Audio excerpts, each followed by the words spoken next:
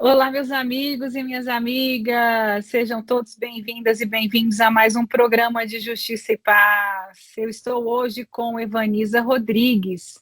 Evaniza é militante do movimento de moradia e participa há mais de 30 anos do movimento Sem Terra Leste 1, na cidade de São Paulo, na luta pela terra e a construção de moradias por mutirão com autogestão. É assistente social, mestre em arquitetura e urbanismo. Seja bem-vinda, Evaniza. Obrigada pelo convite, Ana Paula. A Evaniza estava com a gente na audiência pública que aconteceu no mês de março na Câmara dos Deputados, falando justamente sobre os movimentos sociais e a luta pela moradia. E recentemente eu vi umas imagens dela participando de uma mobilização social, um protesto relacionado também à luta pela moradia, à implementação, né?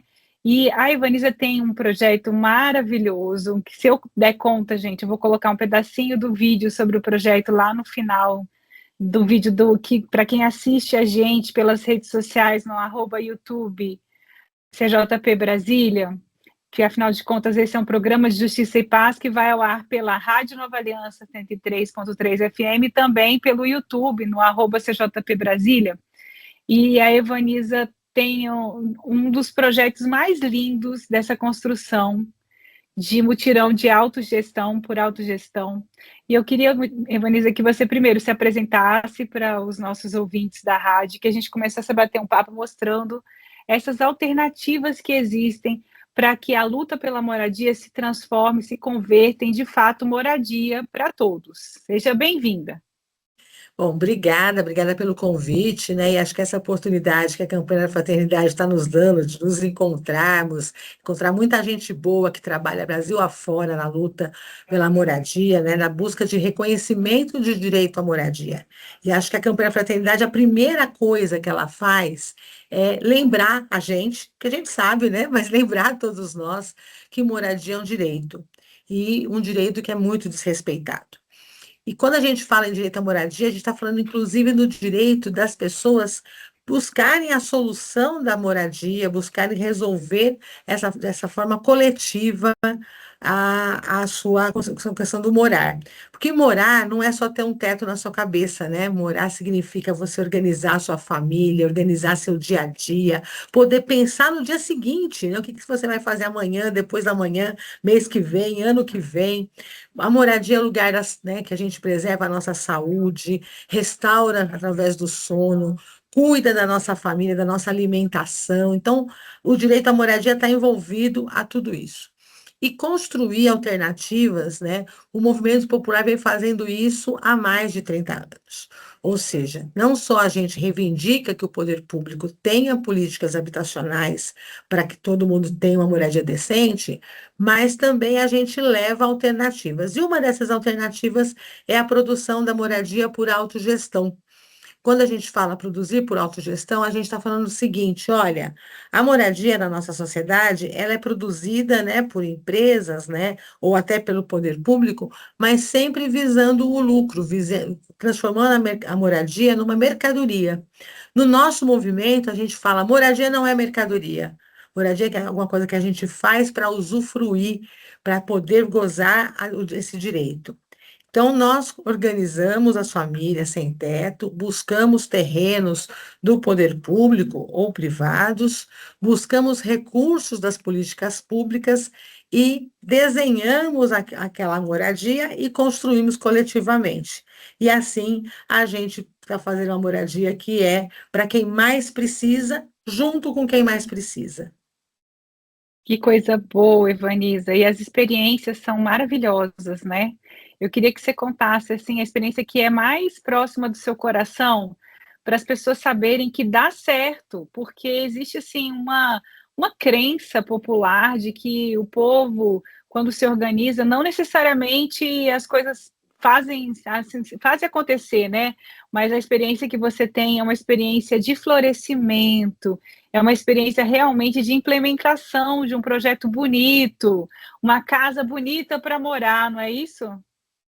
Bom, não vou falar qual que é o do Mais Coração, porque você vai me gerar um problema, Ana Paula, porque ao longo Por desses quê? 30 anos, vai gerar ciumeira. Mas a gente teve muita oportunidade, né, de conhecer muita gente boa e que se organizou e que a gente pôde estar junto, né? Desde a década de 80, final da década de 80, nos primeiros mutirões feitos na cidade de São Paulo, né, na época da prefeita Luísa Erundina, que faziam, que eram projetos, né, de casas populares nas regiões que a gente atuava com movimento, né? Até hoje, aonde a gente faz reforma de prédio no centro da cidade. Então, é uma diversidade muito grande, respeitando sempre a cultura local. Então, é claro que numa cidade como São Paulo, né, hoje nós fazemos prédios de 18 andares, com elevador, né, inseridos na cidade. Em municípios menores, né, você já vai fazendo outro tipo de moradia. Na região amazônica, também tem outras necessidades. No meio rural, tem outras necessidades. Então, eu acho que o mais bonito disso é isso, que as pessoas que vão morar podem dizer como é que vai ser a casa dela. Ela não tem que esperar vir uma decisão de cima para baixo, ou que um governo, ou que uma empresa foi lá e falou: a casa vai ser desse jeito, vai ser com esse material, vai ser prédio, vai ser casa, vai ter tantos andares, vai ter áreas comuns ou não vai ter. Mas quem resolve isso é a população. E eu acho o que eu acho mais bonito nessa nossa luta, né, é a perseverança do povo. É que o povo não desiste, mesmo nas situações mais difíceis mesmo, mais inviáveis, né? As pessoas continuam acreditando, né? Eu falo que é uma fé que só se justifica porque a gente tem fé no nosso Pai que vai estar caminhando com a gente. Então, por exemplo, a gente tem uma área aqui em São Paulo, né? Perto do metrô Belém, perto do Centro Pastoral São José, onde a gente se reúne toda semana, que nós lutamos por ela desde 1990 e só conquistamos em 2016. Olha só, passaram gerações, mas a luta não parou.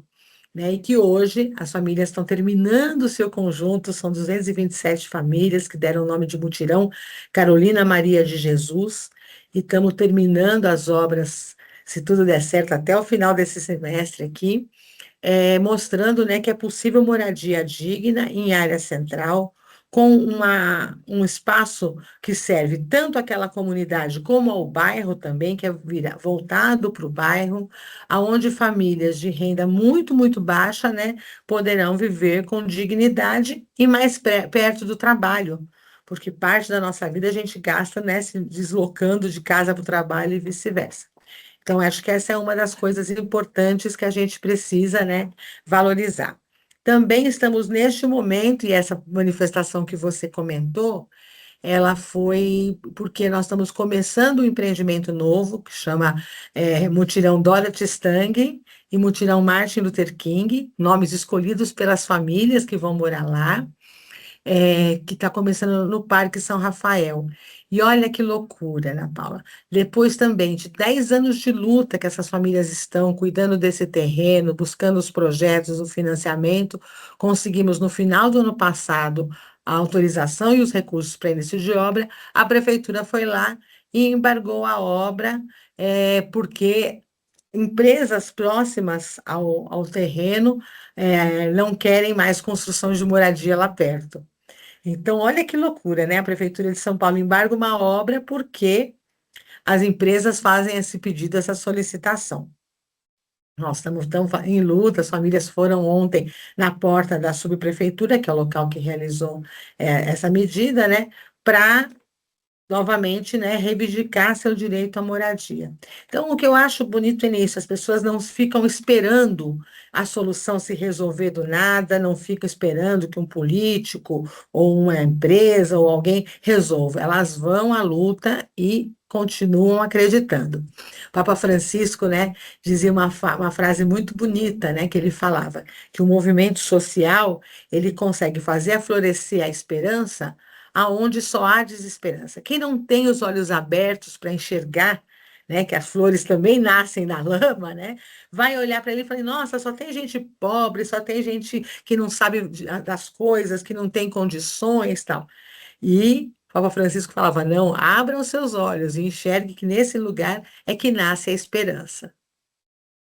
Eu acho maravilhoso você lembrar o nosso querido Papa Francisco e também que um dos aspectos, né, que você trouxe dados para a audiência pública que são muito importantes para que o poder público tenha um outro olhar, especialmente para o financiamento de populações de baixíssima renda. Então, quem mais precisa, quem tem uma vulnerabilidade maior, um risco maior de ficar sem casa, é quem está sujeito a não ter opções de compra oferecidas por programas sociais do governo. Então, o movimento social também traz esse olhar e mostra para o gestor público que precisa investir recurso na moradia dessas pessoas que têm a baixíssima renda. E o sistema de mutirão, ele é muito bom porque ele traz também a cidadania. A pessoa vai aprendendo a lutar pelos direitos e aprendendo que tem direitos, né? Porque se o cidadão conhecesse de fato aquilo que a nossa Constituição diz que ele pode acessar, lá no nosso artigo 6º, os direitos sociais, ele saberia reagir de outra forma com o que alguns políticos oferecem por aí. A gente tem que concentrar o nosso debate público no acesso à moradia, no acesso à educação, no acesso à saúde, no acesso ao trabalho digno, ao trabalho que tenha também uma assistência social, uma seguridade social que vá junto desse trabalhador. Nesse caso que você falou, a Prefeitura de São Paulo está embargando uma obra que vai possibilitar 500 famílias de terem acesso à moradia popular. Então, assim, primeiro, demorar todos esses anos negociando, gente, a luta social, ela é uma luta longa. Ela não vai acontecer da noite para o dia, porque tem que haver, primeiro, uma organização social para demonstrar que existem muitas pessoas que acreditam naquele mesmo valor, naquele mesmo sonho, naquela mesma necessidade, e depois isso vai se migrando para uma materialização no mundo. Isso não é imediato, né? Não é do dia para a noite que você organiza as pessoas, conscientizam as pessoas elas decidem os seus próprios destinos. Tudo isso leva mais tempo do que você decidir de cima para baixo. Mas o resultado é justamente essa cidadania, onde a pessoa não passa a não aceitar mais qualquer tipo de oferta que o governo venha fazer. Mas, independentemente disso, talvez o apelo seja também, assim, agora vocês já estão começando as obras, né, Vanisa? Tinha que desembarcar, o ponto principal é esse agora, né, da luta. Exatamente, né? Garantir o direito às pessoas a seguirem trabalhando. Ontem nós fomos à manifestação com o capacete da obra, porque todo mundo usa EPI na obra, viu? Não é uma obra desorganizada, não. A gente foi de capacete dizendo exatamente isso. Olha aqui, nós queríamos estar trabalhando para ter a nossa moradia. E você falou uma coisa importante, assim, é preciso ter políticas públicas estáveis, porque a política de habitação ela acaba sendo, agora tem, agora não tem. Muda o prefeito, muda o programa. Muda o governador, muda o programa. Muda o presidente, muda o programa. A gente precisa ter políticas estáveis, recursos estáveis. Todos os anos nós vamos ao Congresso Nacional lutar por recursos no Orçamento Geral da União, lutar por recursos nas câmaras de deputados, nas Assembleias Legislativas, nas câmaras de vereadores, né? Para ter recursos para política de habitação. Diferente de saúde e educação, né, que já tem um recurso carimbado, a habitação não tem. Então, todos os anos nós vamos atrás desses recursos e de programas que cheguem a quem mais precisa. Padre Júlio Lancelotti fala uma frase que eu acho muito curiosa, né? Ele fala assim: nossa, como tem gente querendo dar comida para quem não tem fome? E como é difícil achar quem queira alimentar quem tem fome. Na habitação é igualzinho, Ana. Igualzinho. Tem muita moradia sendo oferecida para quem já tem acesso, para quem já tem recursos, para quem tem acesso a financiamento, para quem tem recursos. Agora, pouquíssimas oportunidades de moradia para quem mais precisa, que compõe 80% do déficit brasileiro. O déficit habitacional do Brasil tem 6 milhões, 5,9 milhões de famílias sem moradia. Desse total, 80% ganha menos que 2 salários mínimos.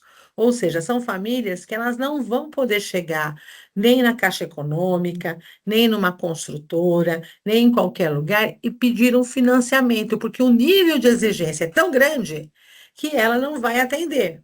E aí ela vai comprometer por 30 anos, né, se conseguisse esse financiamento, uma fatia enorme da sua renda, que já é baixa, com habitação. Por isso, é preciso ter programas destinados especificamente, modelados especificamente para as famílias de mais baixa renda. Então, a gente tem essa luta o tempo todo, né, para que chegue lá na ponta, para chegue para as pessoas, chegue na cidade, chegue em todo o país, cheguem na cidade, chegam para quem mais precisa. São famílias, muitas vezes, né, que elas não têm uma renda estável. Então, ela não consegue ter um financiamento porque ela não tem uma renda estável.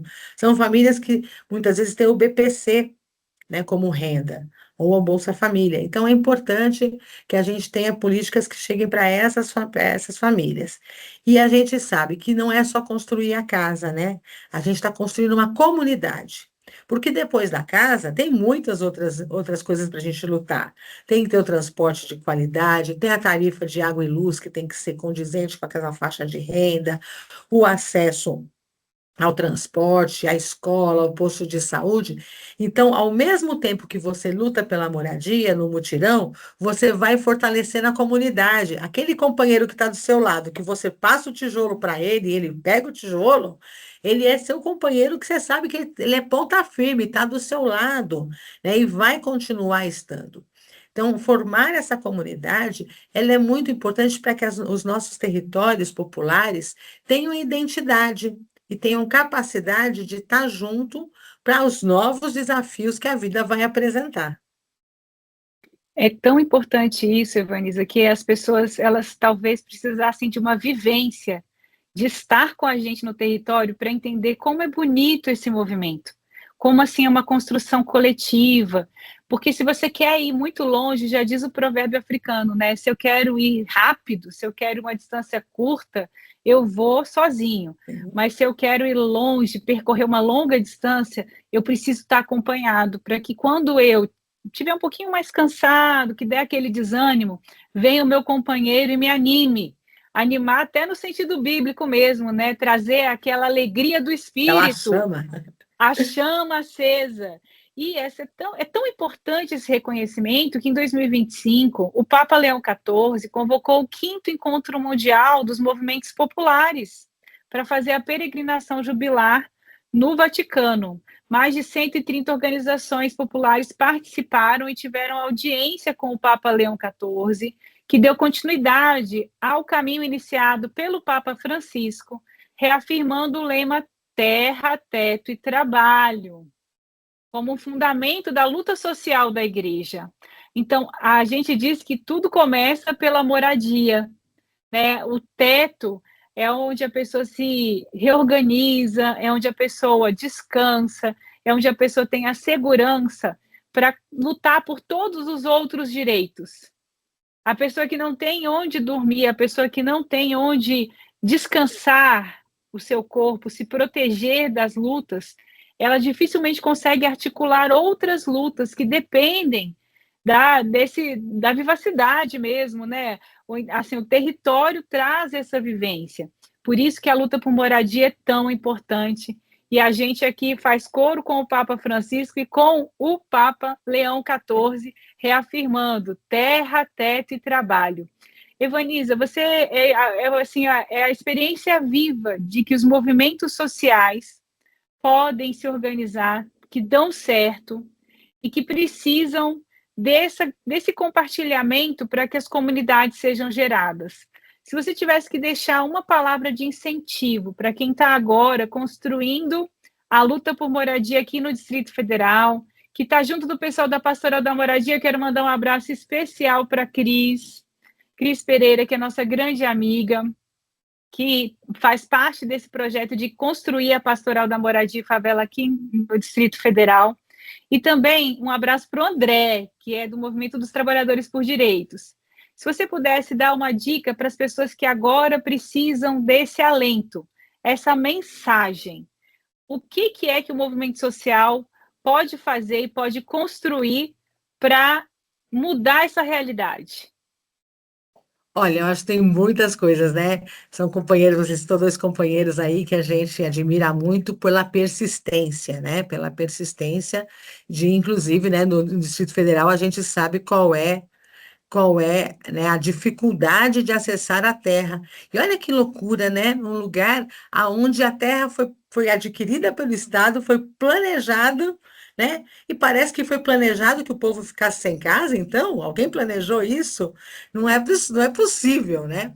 Então, ao contrário, né? Nós precisamos nadar contra a corrente, e é verdade. A primeira coisa é a terra, né? Assim, conquistar a terra na cidade, ela significa garantir um lugar nessa cidade.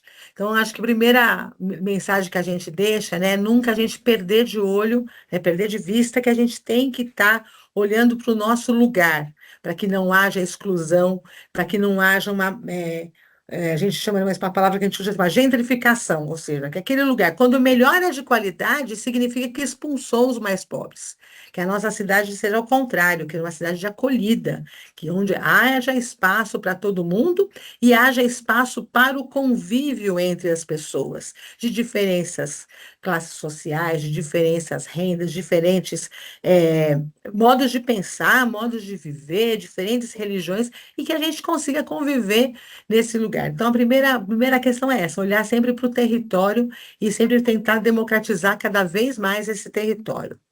Uma segunda coisa é essa, né? Nunca perder de vista, né, que a gente, né, não vai nunca ser, né, aquele movimento, aquela organização que vai contar com facilidades. Infelizmente, né, o povo pobre, excluído, é subrepresentado nas instâncias políticas, de modo geral, né? A gente vê poucas pessoas que vêm de setores populares ocupando esse espaço. Portanto, nós precisamos nos fazer ouvir, né, e nos fazer ouvir claramente, com propostas claras, né, mostrando que estamos juntos, né, e articulando os movimentos populares, a gente tem uma voz mais forte, uma voz mais potente, né?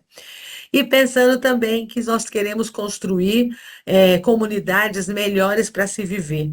Nós não queremos construir casa. Nós não estamos aqui para fazer casa. Casa, né? Ela é a representação disso que a gente está construindo. Mas o importante é que a gente esteja construindo espaços onde seja bom de se viver, de se conviver e que a gente possa realizar os direitos. Você falou, né? A gente olha o mundo a partir da nossa casa. Se eu te falar, oi, você vai em tal lugar, você vai falar para mim, ah, não, não vou porque é longe. Longe da onde você está, daquele lugar de referência de você. Ah, aquele lugar é melhor ou aquele lugar é pior, você vai sempre ter a partir da sua referência, que é onde você está. E que todo mundo tenha, né, aquele prazer, né, de chegar e falar assim, nossa, não vejo a hora de chegar na minha casa. Tem uma hora do dia, com certeza tem uma hora do dia que a gente pensa isso, né? Não vejo a hora de chegar na minha casa. Puxa, então queremos que todo mundo tenha essa condição de falar. Uma certa hora do dia, eu vou chegar na minha casa, vou encontrar as pessoas que eu amo, vou poder estar naquele lugar que é um lugar digno para viver. Quero olhar para a casa de todo mundo e falar que bom que a gente mora aqui. Então, acho que é essa a mensagem que a gente deixa nessa campanha da fraternidade, que continua mesmo após o fim da quaresma, né? Como a reflexão. Queremos, né, que nessa casa comum que vivemos todos, todo mundo tenha casa. Nossa, que mensagem linda! Eu conversei hoje, então, com Evaniza Rodrigues, que é militante do Movimento de Moradia e participa há 30 anos do Movimento Sem Terra Leste 1, na cidade de São Paulo, na luta pela terra e pela construção de moradias por mutirão com autogestão. Ela é assistente social, mestre em arquitetura e urbanismo e é a nossa convidada de hoje do programa de Justiça e Paz. Muito obrigada pela sua presença, Evaniza. Um grande abraço. Sua despedida aos nossos ouvintes.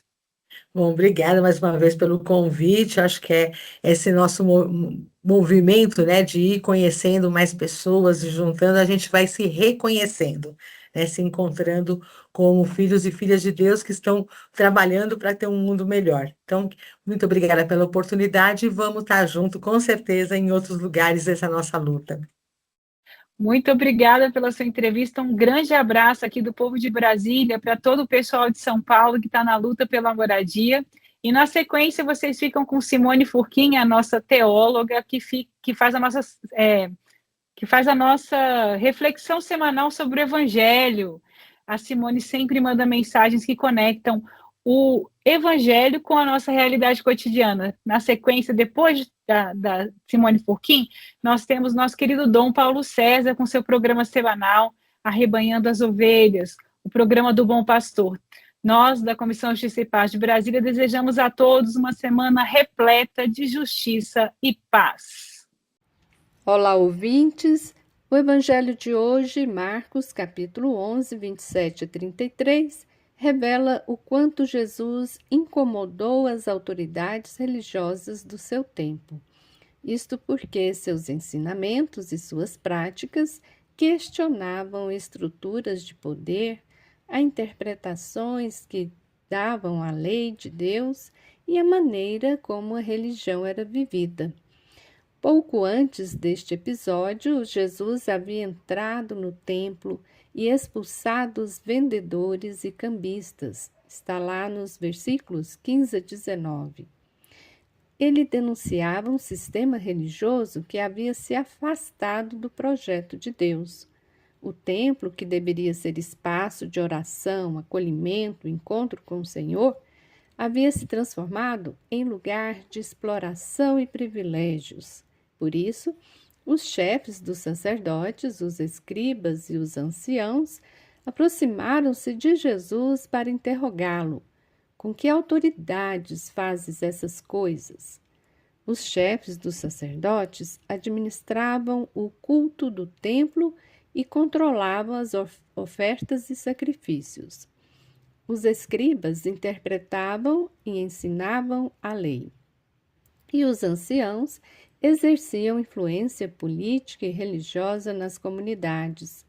Eles se consideravam os legítimos mediadores entre Deus e o povo. A atitude de Jesus, porém, colocava em crise essa lógica de poder, pois Jesus anunciava um Deus próximo, um Deus Pai, misericordioso e que não quer sacrifícios, um Deus acessível a todos e todas.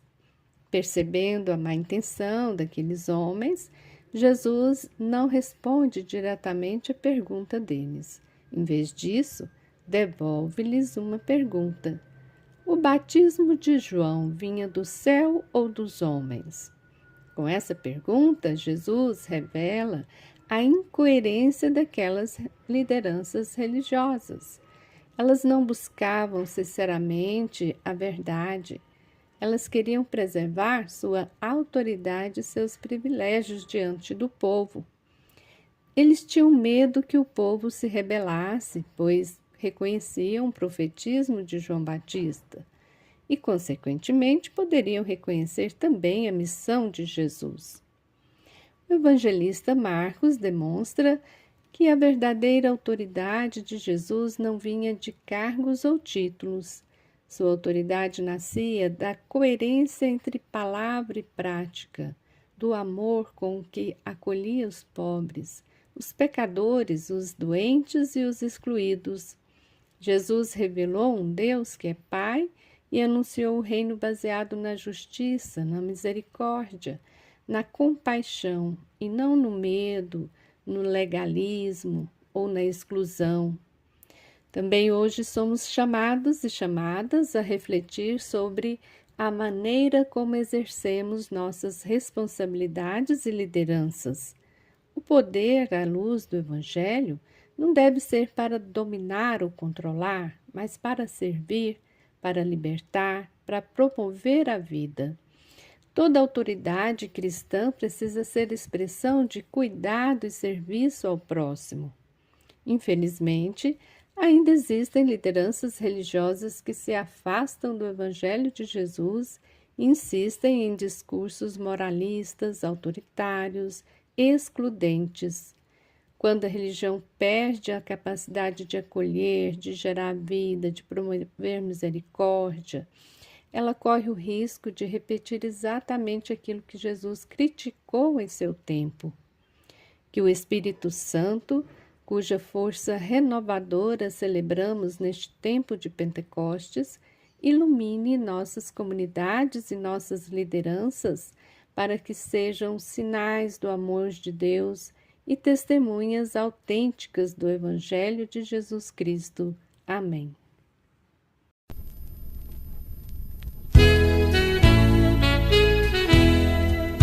Boa nova, irmão, já chegou. Jesus Cristo nos diz conversão. Seu projeto de fraternidade vai mudar vida e coração. Então, justiça e paz se abraçarão. Justiça e paz se abraçarão. Justiça e paz se abraçarão. Justiça e paz se abraçarão.